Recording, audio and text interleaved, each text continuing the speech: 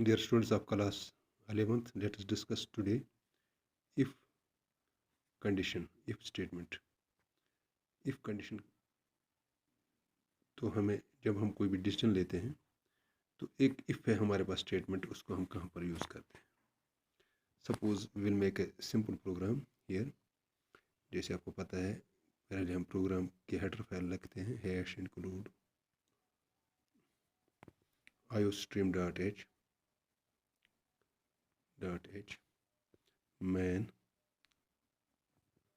दो वेरिएबल हम बनाएंगे. इफ का यूज़ करना है मुझे. Integer a is equal to 10, b is equal to 20.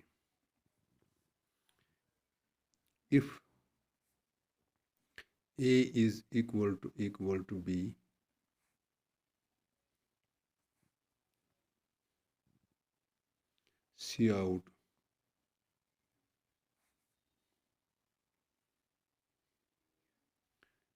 cout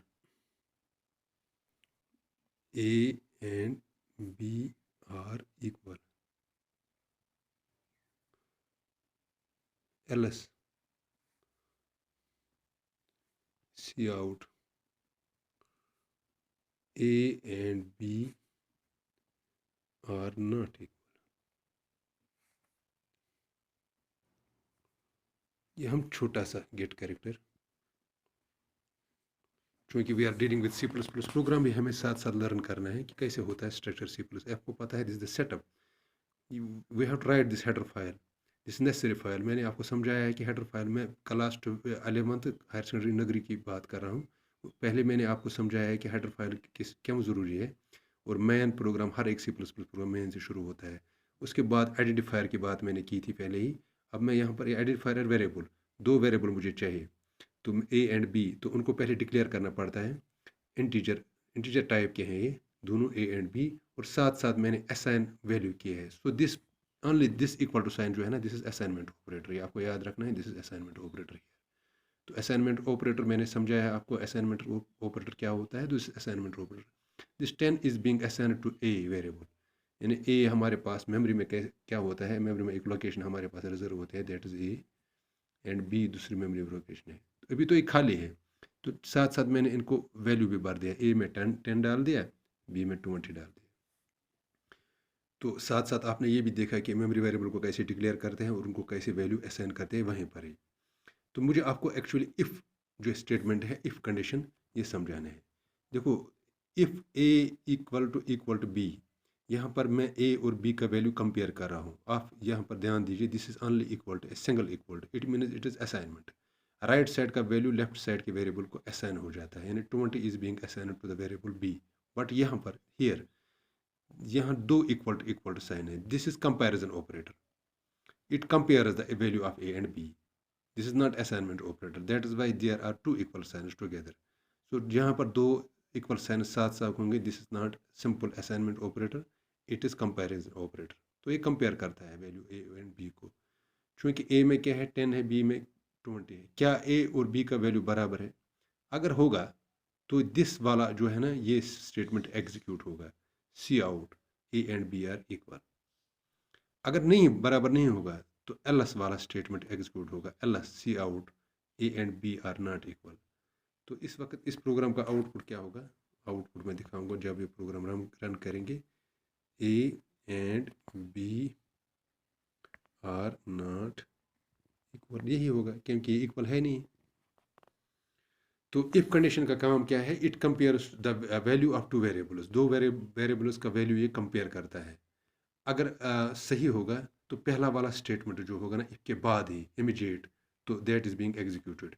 अगर नहीं होगा तो एल्स वाला स्टेटमेंट एग्जीक्यूट होगा. तो ये आपको याद रखना है. इफ का काम, इफ से हम कैसे काम लेते हैं. एक कंडीशन हम डालते हैं इफ के साथ ही ब्रैकेट में लिख के, अगर वो कंडीशन ट्रू हुई तो इफ के बाद वाला स्टेटमेंट एग्जीक्यूट होगा. Else this optional, else is optional. Else आप लिख भी सकते हैं, नहीं लिख सकते हैं.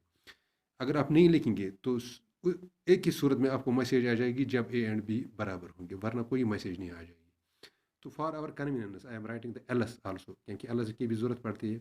यानी अगर नहीं बराबर है तो क्या करना है, तो कम से कम यूज़र को बता दो दे आर नॉट इक्वल. इसलिए for the convenience of the user मैं ये एलएस वाला स्टेटमेंट यहाँ ऐड कर रहा हूँ और अब साथ साथ आप समझोगी भी what is the function of LS also. तो सपोज अगर हम यहाँ पर 20 डालते हैं ए में भी बी में भी, तो इस सूरत में the A and B are equal, तो इसका मतलब है which statement of if condition will be executed. तो इस सूरत में since A and B are equal, तो फर्स्ट वाला स्टेटमेंट इफ के बाद जो immediate within these curly bracket जो है C out A and B are equal and this statement will be ignored by the compiler by the processor. ये statement ignore हो जाएगा उस time, this will not be executed only this statement because they are equal. It means दो में से एक ही statement है, दो में से एक ही आउटपुट मैसेज आ जाएगी, depends upon the condition. If this condition is true, क्योंकि इस वक्त ये ट्रू है, ए में भी 20 है बी में भी 20 है, मैंने इसका वैल्यू मॉडिफाई किया ए का, इस वक्त ये ट्रू है, तो इमीडिएटली इफ कंडीशन में जो पहला स्टेटमेंट है that will be executed and rest of the जो स्टेटमेंट होगा उसके बाद लिखा होगा that will be ignored by the processor. अभी तो पहले क्या था, पहले ए में सपोज अब ए में मैं 20 डालता हूँ, बी में सपोज 80 डालता हूँ, again they are not equal, it will check this A and B, if A is equal to B is equal to B, compare करता है ए एंड बी के वैल्यू को, they are not again equal, तो this statement immediate statement after if statement will be ignored by the processor. ये वाला statement execute नहीं होगा, तो फिर क्या होगा, ये वाला स्टेटमेंट एग्जीक्यूट होगा। तो जिस लाइक आप देखो ये होता है दिस लाइक दिस, ये होता है डिसीजन बॉक्स हमारा, यानी if A is equal to B इस तरह होता है।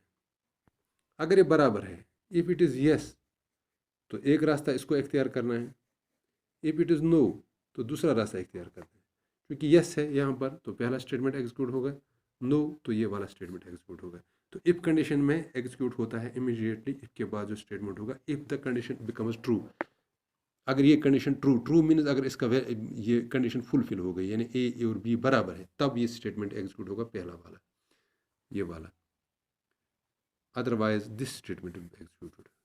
मुझे लगता है आपने इफ कंडीशन थ्रू प्रोग्राम आज समझी है, तो आगे हम इंशाल्लाह और भी जो इसमें लूप्स होंगे वो डिस्कस करेंगे टुमारो। Thank you.